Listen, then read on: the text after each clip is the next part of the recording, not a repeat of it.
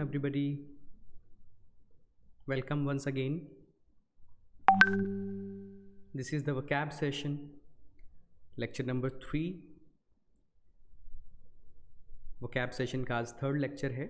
पिछले दो सेशन में हमने अराउंड 30-35 के करीब वर्ड्स किए हैं. आज के सेशन में भी अराउंड 18 वर्ड्स हैं जो 10 एग्जाम्पल्स के ज़रिए मैं आपको एक्सप्लेन करने वाला हूँ. So let's begin the session without any delay, right? So we have many students: Manveer, David, Priya, Himanshu, Shail, Priya, Amit, Jaspreet, Jagpreet, Ravinder. Thanks for being consistent, being regular.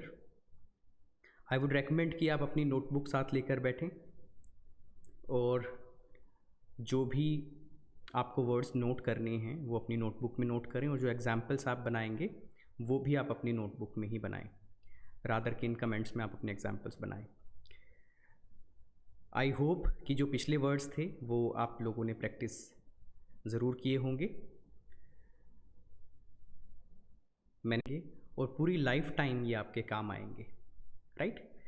तो आपके सामने first sentence है जिसके अंदर 2 शब्द हैं जो मैं चाहता हूं कि आप नोट करें, सीखें.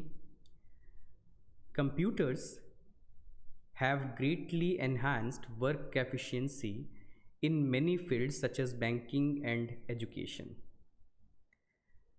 सो ये हमारा कंप्लीट सेंटेंस है. इसका हिंदी सेंस क्या रहेगा सेंटेंस का? कंप्यूटर्स ने काम करने की एफिशिएंसी को, क्षमता को काफ़ी बढ़ा दिया है कई फील्ड्स में, जैसे कि बैंकिंग एंड एजुकेशन. तो यहाँ जो 2 वर्ड आपको नोट करने हैं, एनहांस और एफिशिएंसी. मैंने आपको इनके मतलब भी बता दिए हैं. एनहांस का मतलब बढ़ाना, बेहतर करना. एफिशिएंसी का मतलब क्षमता, कार्यकुशलता. Is that clear? अभी आपको क्या करना है, आप इनके सेंटेंसेस बनाकर देखें साथ के साथ. ऐसा नहीं कि बाद में बनाएंगे. अगर आपने इनके कॉन्टेक्स्ट को समझ लिया है तो आप इनके सेंटेंस बनाएं. एनहांस को एक सेंटेंस में प्लेस करें, एफिशिएंसी को भी एक सेंटेंस में प्लेस करें.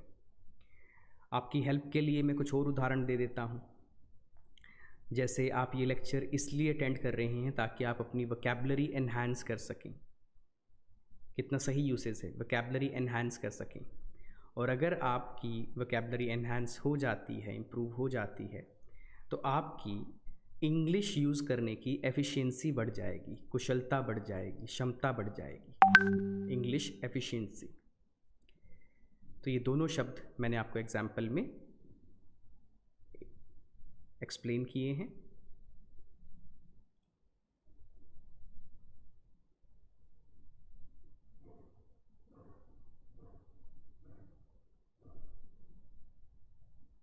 रादर आप कमेंट्स में लिखें.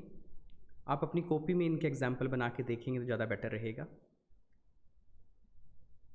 क्योंकि ये कमेंट्स में लिखी हुई चीज़ आपके साथ स्टे नहीं करेगी, ये चली जाएगी. जो आप कॉपी में प्रैक्टिस करेंगे आप उसे एडिट कर सकते हैं, उसको दोबारा से देख सकते हैं.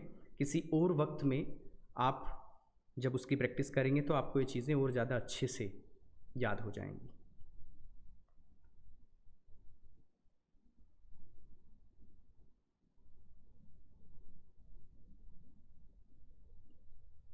एग्जाम्पल बनाएं.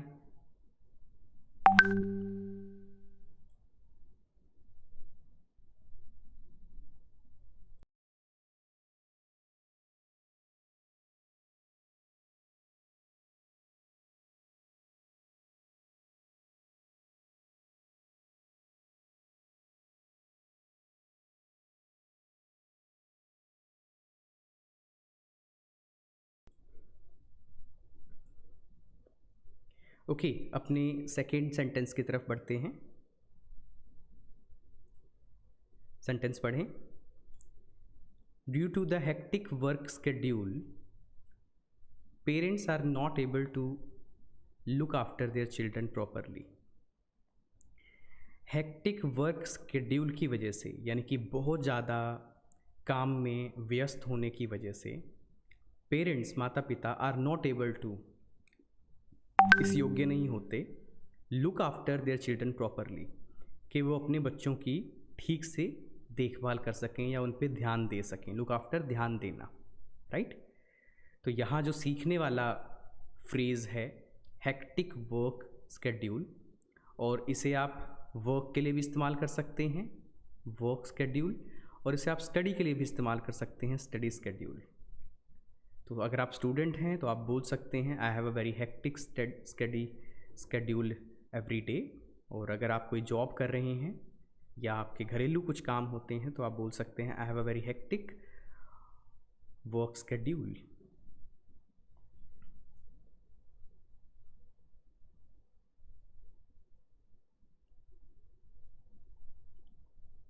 I'm looking at your examples that you are making in comments, but I cannot rectify all the examples. We try to enhance our animal milk production. I have hectic study schedule every day. Okay, Manveer, that's correct. Teachers can help you enhance the knowledge and experience in study. Robots have efficiency to increase productivity of human life. Okay, that's good. चलिए next sentence की तरफ चलते हैं, next words की तरफ चलते हैं।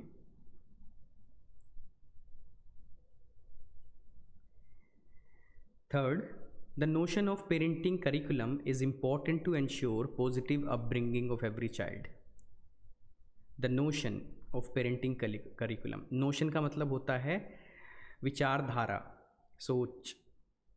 तो पेरेंटिंग करिकुलम का जो ये विचार है, जो ये ख्याल है, इज़ इम्पॉर्टेंट, ये बड़ा ज़रूरी है, टू एंश्योर, ये एंश्योर वर्ड हमने अपने प्रीवियस सेशंस में किया था, ये सुनिश्चित करने के लिए positive upbringing of every child, कि हर बच्चे को सकारात्मक पालन पोषण मिले। पॉजिटिव अपब्रिंगिंग, अपब्रिंगिंग होता है किसी को बड़ा करना, ग्रो करना, बच्चों के लिए इस्तेमाल होता है टर्म। बच्चों की अपब्रिंगिंग कैसी हुई है, उनका लालन पालन कैसे हुआ है। सो दो वर्ड यहाँ पे आए हैं, नोशन एंड अपब्रिंगिंग।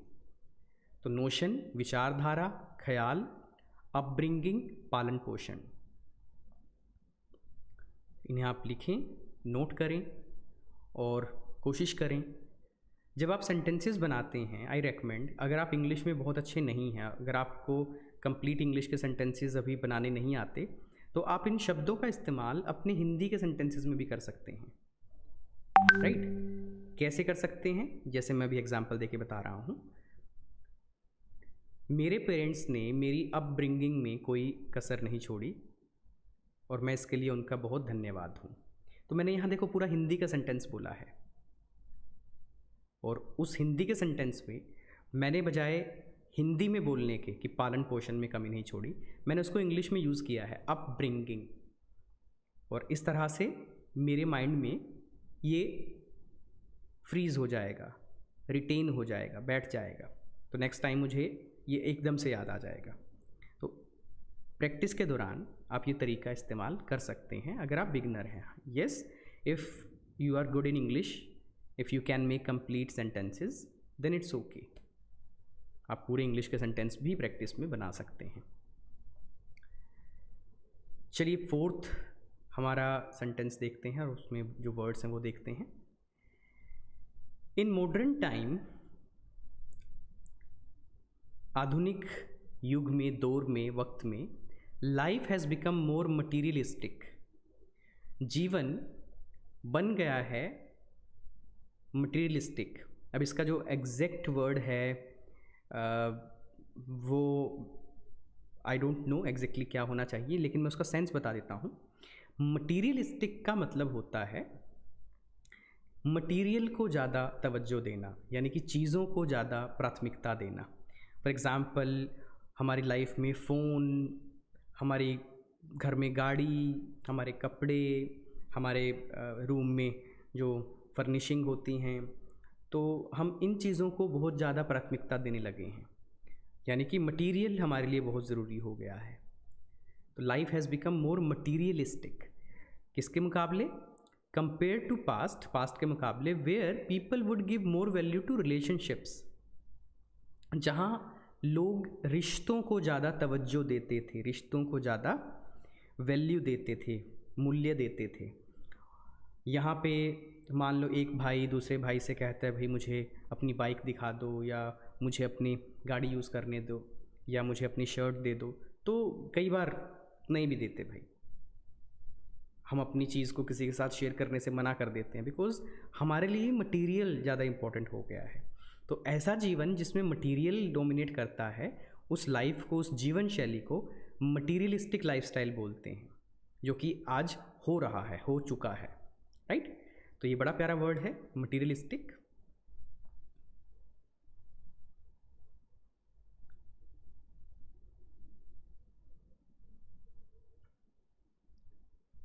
प्रैक्टिस करें, सेंटेंस बनाकर देखें। It's a very nice sentence in terms of value. ऐसे ऐसे वर्ड्स यूज़ करेंगे राइटिंग में, स्पीकिंग में, तो वोकैबलरी का आपको अच्छा स्कोर मिलेगा। Okay, move on. Look at the fifth sentence and the word given in this sentence. The real estate sector in India. Real estate sector क्या होता है भाई? जो ये कंस्ट्रक्शन सेक्टर होता है, जो बिल्डिंगें बनाते हैं, बड़ी बड़ी हाउसिंग सोसाइटीज़ बनाते हैं, तो उसे बोलते हैं real estate sector. Had seen देखा था, ये पास्ट परफेक्ट सेंटेंस है। Had seen unprecedented growth. अब यहाँ पे जो सीखने वाला वर्ड है अनप्रेसिडेंटेड, बहुत प्यारा शब्द है। मेरे ख्याल से आप सभी बच्चों के लिए बेशक ये नया शब्द होगा, और इसका सेंस अगर एक बार समझ में आ गया तो आप आसानी से इसको यूज़ कर पाएंगे। अनप्रेसिडेंटेड का मतलब होता है जो चीज़ अब से पहले कभी हुई नहीं, इतिहास में वो चीज़ कभी हुई नहीं, जो चीज़ अब बिल्कुल पहली बार हुई है, उसे बोलते हैं अनप्रेसिडेंटेड। तो रियल सेक्टर, इंडिया के रियल सेक्टर ने अनप्रेसिडेंटेड ग्रोथ देखी बिटवीन 2001 एंड 2015, 2001 और 2015 के बीच में, यानी कि इन 15 वर्षों में बहुत ज़्यादा ग्रोथ जो अब से पहले कभी नहीं हुई थी रियल एस्टेट सेक्टर में, अनप्रेसिडेंटेड ग्रोथ। अगर इसका आज के परिवेश में एग्जाम्पल लिया जाए तो कोरोना की वजह से जो भी हो रहा है वो भी अनप्रेसिडेंटेड है। फर्स्ट टाइम ऐसा हुआ है कि लोगों को अपने घरों में 40-50 दिन बंद के रहना पड़ा है। फर्स्ट टाइम ऐसा हुआ है कि 6-6 महीने से लोगों के बिजनेसेस बंद पड़े हुए हैं। तो ये अनप्रेसिडेंटेड इवेंट्स हैं। अनप्रेसिडेंटेड को आप ग्रोथ के लिए यूज़ करें, चेंज के लिए यूज़ करें, इवेंट के लिए यूज़ करें, तो ये वर्ड बहुत प्यारा वर्ड है और इसको आप अलग अलग तरीके से इस्तेमाल कर सकते हैं। वोकैब के हिसाब से it is a very nice word. Next 6th sentence देखते हैं और उसमें क्या वर्ड है हमारे काम के। Human race will have to look for sustainable ways of electricity generation. Human race will have to look for sustainable ways of electricity generation. तो यहाँ पे जो वर्ड हैं जो सीखने हैं मैं उन्हें हाईलाइट कर रहा हूँ। ह्यूमन रेस पहला, मानव जाति, एंड सस्टेनेबल। सस्टेनेबल का मतलब थोड़ा समझाना पड़ेगा मुझे आपको। उदाहरण के लिए अभी आपको पता होगा कि बिजली कैसे बनती थी अब से पहले। मान लो कोयला निकलता था, प्राकृतिक संसाधन है कोयला एक, उस कोयले से बहुत सारा पानी गर्म करते थे, उस गर्म पानी को स्टीम में बदलते थे, उस स्टीम से प्रेशर क्रिएट करके बिजली पैदा करते थे। लेकिन कोयला ऐसी चीज़ है, कोल ऐसी चीज़ है जो कि एक दिन ख़त्म हो जाएगा, जिसके भंडार ख़त्म हो जाएंगे। तो जब कोयला मिलना बंद हो जाएगा तो कोयले से बनने वाली बिजली भी बंद हो जाएगी। यानी कि ये कोयले से बिजली बनाने वाला जो कॉन्सेप्ट था या तरीका था, ये सस्टेनेबल नहीं है। कोई ऐसा तरीका होना चाहिए जो आगे चलता रहे। ये तो बंद हो जाएगा जिस दिन कोयला ख़त्म हो गया। तो सस्टेनेबल क्या होता है? जो चीज़ जी पाए, आगे चल पाए। और इसका उल्टा अनसस्टेनेबल क्या होगा फिर? जो चीज़ आगे ना चल पाए, आगे ख़त्म हो जाए।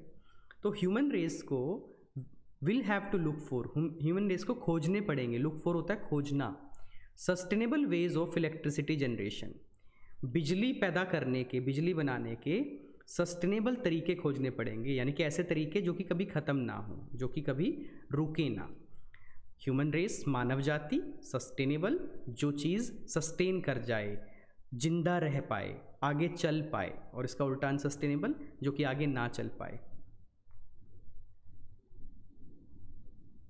सोलर एनर्जी से बनाएंगे, सूरज से बनाएंगे बिजली, तो वो सस्टेनेबल है, क्योंकि सूरज का अभी कोई ऐसा टाइमिंग नहीं है कि सूरज बुझ जाएगा या किस दिन चला जाएगा। ठीक है, पानी से बिजली बनाएंगे तो पानी, बारिश होती रहती हैं, नदियों में पानी रहता है, समंदर में बहुत पानी है, तो ऑप्शन रहेगा हमेशा कि पानी से हम बिजली लेते रहें बड़े लंबे वक्त तक। लेकिन कोयला, पेट्रोल, ये ऐसे पदार्थ हैं, ऐसे एलिमेंट्स हैं, सब्सटेंस हैं जो कि शायद ख़त्म हो जाएं निकट भविष्य में, तो वो सस्टेनेबल नहीं है। सो बहुत प्यारे ये एग्जाम्पल्स थे।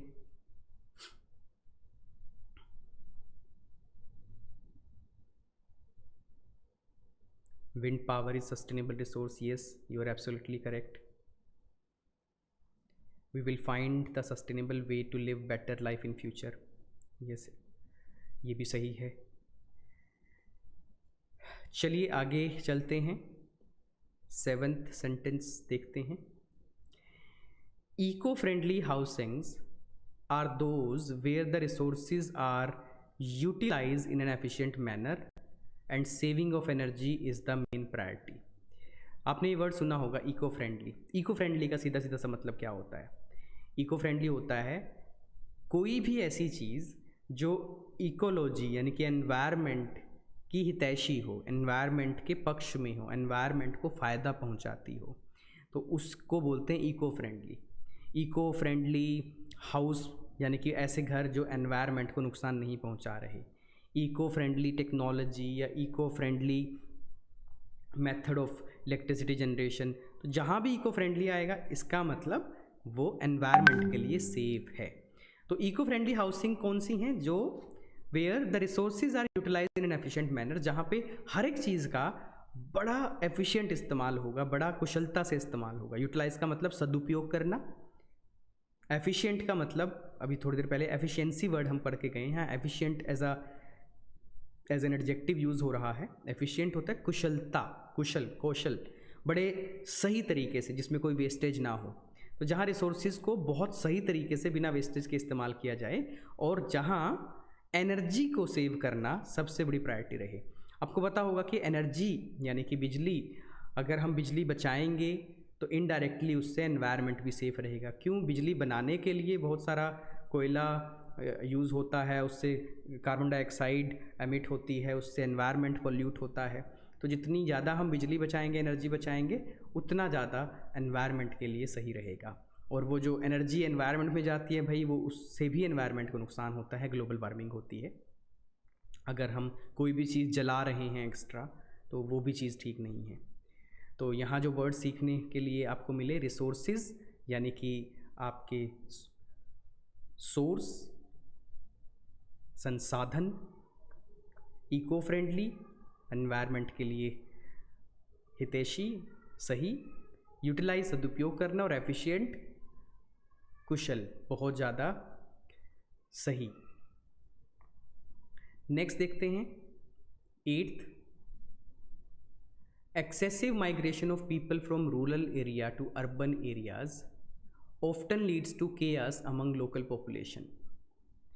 माइग्रेशन क्या होता है? जब एक जगह से लोग दूसरी जगह पे जाते हैं उसे माइग्रेशन बोलते हैं, माइग्रेट करना बोलते हैं। तो जब गांव के इलाकों से, रूरल एरियाज से लोग बहुत ज़्यादा एक्सेसिव माइग्रेशन होती है, कहाँ पे? अर्बन एरियाज में, शहर में। इससे क्या होता है? Often leads to cares among local population. For example, किसी गांव से अगर बहुत सारी पॉपुलेशन दिल्ली चली जाती है, दिल्ली एक अर्बन एरिया है, एक डेवलप्ड एरिया है जहाँ जॉब्स बहुत हैं, तो जब बहुत सारे लोग वहाँ माइग्रेट कर जाएंगे तो लोकल पॉपुलेशन जो दिल्ली की है, जो स्थानीय लोग हैं वहाँ के, उनके लिए मतलब प्रॉब्लम्स आ जाएंगी, उनमें केयास की स्थिति आ जाएगी। केयास क्या होता है? हो हल्ला, अ स्टेट ऑफ डिसऑर्डर, यानी कि जिसमें थोड़ा मैसअप सा हो जाए, थोड़ा सा बिखर सा जाए, चीज़ें सिस्टम में ना रहें, उस स्थिति को बोलते हैं केयास। और ये जो कोविड-19 की वजह से हुआ है, ये भी केयास ही हुआ है देखा जाए तो। पिछले दिनों माइग्रेंट लेबर सड़कों पे चल रहे हैं अपने परिवार के साथ, उनके लिए कोई गाड़ियाँ नहीं हैं, कोई बसें नहीं हैं, कोई कहीं फंसा हुआ है, कोई कहीं फंसा हुआ है, कोई अपने परिवार से दूर है, तो लोगों के बिजनेसेस बंद पड़ गए बीच में अचानक से। तो बड़ा सारा केयास इसकी वजह से हुआ, पूरी दुनिया में हुआ, नॉट जस्ट इन इंडिया। तो ये एक अच्छा वोकैब है, शब्द तो अच्छा नहीं है, खैर मैं नहीं कहूँगा chaos is a nice word, but in terms of English vocab के हिसाब से it's a nice word but not a nice situation. 9th sentence देखते हैं। It is highly important for India, India के लिए बहुत ज़्यादा ज़रूरी है, to slow down the momentum of population growth. Bharat के लिए बहुत ज़रूरी है कि वो अपनी पॉपुलेशन ग्रोथ की रफ्तार को, गति को स्लो डाउन करे, थोड़ा धीमा करे। तो यहाँ मोमेंटम का क्या मतलब है? गति। और इंडिया की पॉपुलेशन की रफ्तार वाकई बहुत तेज़ है, और जो एक्सपेक्टेड ट्रेंड हैं वो ये बताते हैं कि 3-4 वर्षों के अंदर हमारी पॉपुलेशन दुनिया की सबसे बड़ी पॉपुलेशन होगी, जो कि अभी चाइना के बाद आती है, दूसरे नंबर पे आती है। तो चाइना अभी अराउंड 139 करोड़ है और हम अभी 135 करोड़ हैं, तो सिर्फ 4 करोड़ का फ़र्क है। लेकिन चाइना ने बहुत अच्छी पॉलिसीज़ लगा के काफ़ी कंट्रोल किया है अपनी पॉपुलेशन पे, पर इंडिया में ऐसी कोई पॉलिसीज़ अभी तक नहीं लगी है। तो अगर यही ट्रेंड चलता रहा तो इंडिया चाइना को पछाड़ देगा, लेकिन ना ही हो ऐसा। हमें नहीं बनना नंबर 1 पॉपुलेशन के मामले में, हम तो सबसे पीछे ही ठीक हैं, लेकिन जो लगता नहीं कि हम पीछे आ सकते हैं सबसे। Momentum is a nice word, you will use it. एक चीज़ का आप और ध्यान दें, बेशक मैं आपको वोकैबुलरी करा रहा हूँ अभी तो, लेकिन कितने प्यारे प्यारे सेंटेंस स्ट्रक्चर मैं यूज़ कर रहा हूँ, ये खुद अपने आप में बड़ा अच्छा सेंटेंस स्ट्रक्चर है। It is highly important for India to slow down the momentum. इससे आप कुछ भी बना सकते हैं, ये मैंने अपने सेंटेंस स्ट्रक्चर की जो ग्रामर की सीरीज़ मैंने ली थी उसमें भी मैंने एक्सप्लेन किया था। It is highly important for parents to look after their children, it is highly important for teachers to motivate their student, it is highly important for every student to show discipline in the studies. तो देखो कितना बढ़िया ये sentence structure है, जिससे कितने सारे वाक्य बन सकते हैं। तो आप सेंटेंस स्ट्रक्चर भी सीख सकते हैं इसी वोकैबुलरी के लेक्चर से। लास्ट हमारा सेंटेंस देखते हैं। Enacting strict policies related to population control is the need of the hour. Enact का मतलब होता है कोई चीज़ लागू करना, कोई नियम कानून को इम्प्लीमेंट कर देना। जैसे जो इस वक्त चल रहा है, लॉकडाउन्स चल रहे हैं, वीकेंड का लॉकडाउन चल रहा है हरियाणा में, और भी बड़े सारे स्टेट्स में वीकेंड लॉकडाउन, शनिवार रविवार को लॉकडाउन है। ये स्ट्रिक्ट पॉलिसी है, इसको इनेक्ट किया हुआ है। इनेक्ट लागू करना, strict policies related to population control is the need of the hour. Need of the hour का मतलब होता है जो आज की सबसे बड़ी ज़रूरत है। तो यहाँ तो मैंने पॉपुलेशन कंट्रोल के बारे में बात की। अगर मौजूदा हालात की हम बात करें, कोविड-19 की बात करें, तो कोविड-19 vaccine is the need of the hour, आज के वक्त की सबसे बड़ी ज़रूरत। तो इनेक्ट लागू करना और नीड ऑफ द आवर इस वक्त की सबसे बड़ी ज़रूरत। तो ये कुछ शब्द आज हमने किए, एक बार इन्हें समराइज़ कीजिए।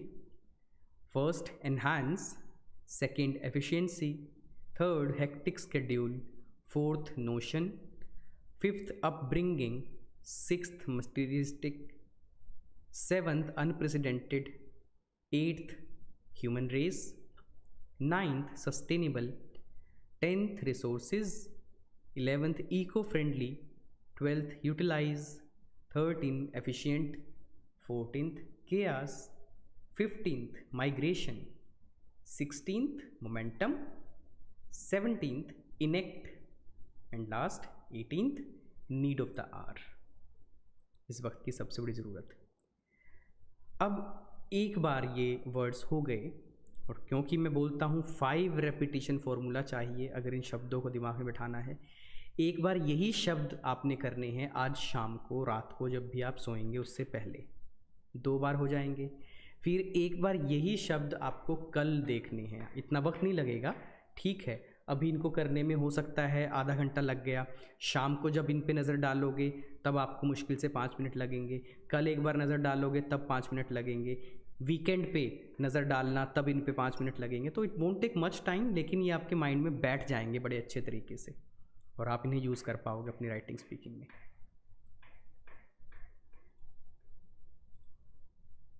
So that's it in the vocabulary session today. Discipline के बगैर आप ज़िंदगी में कोई लक्ष्य हासिल नहीं कर सकते। डिसिप्लिन बहुत ज़रूरी है। जो बच्चे आज फर्स्ट टाइम इस सेशन में थे उनके लिए मैं बता दूं, जो भी वर्ड आप नोट कर रहे हैं सिस्टमैटिक वे में, रोज़ जो वर्ड्स आप नोट कर रहे हैं, एक दिन में आपको कोई ख़ास बड़ा फ़ायदा नहीं लगेगा, लेकिन जब आप लगातार इसे करते रहेंगे, इनकी प्रैक्टिस करते रहेंगे, तो एक साइंटिफिक कैलकुलेशन में निकल के आया था 21 डेज़ लगते हैं किसी चीज़ को हमारी आदत बनने में। तो 21 डेज़ तक आप इस क्लास को लगाएं, 21 डेज़ तक आप इन लेक्चर्स को अटेंड करें, 21 डेज़ तक आप ये वोकैबुलरी नोट डाउन करते रहें, इनकी प्रैक्टिस करते रहें। उसके बाद आपको फ़र्क महसूस होगा अपनी राइटिंग में, अपनी स्पीकिंग में। एकदम से कुछ नहीं होगा। कोई भी दवाई जब मरीज़ लेता है, दवाई लेते ही वो ठीक नहीं हो जाता, वो धीरे धीरे धीरे करके अपना असर करती है। तो शिक्षा भी इस तरह की एक दवाई है, हमारे ये लेक्चर्स भी एक तरह की ऐसी ही दवाई हैं जो एकदम से फ़ायदा नहीं करेंगे, बट धीरे धीरे करके आपको इनका फ़ायदा ज़रूर मिलेगा। तो ऐसे ही आप सीखते रहें, एग्जाम्पल्स बनाइएगा, रिपीट कीजिएगा। कल के सेशन में वोकैब के कुछ नए वर्ड्स मैं लेके आऊँगा। अभी के लिए इस सेशन में इतना ही। आधे घंटे बाद तकरीबन 4 बजे ग्रामेटिकल सेंटेंस स्ट्रक्चर का एक सेशन शुरू करेंगे, जिसमें मैं कुछ अच्छे सेंटेंस स्ट्रक्चर आपसे डिस्कस करने वाला हूँ। That's it in this session. Keep learning.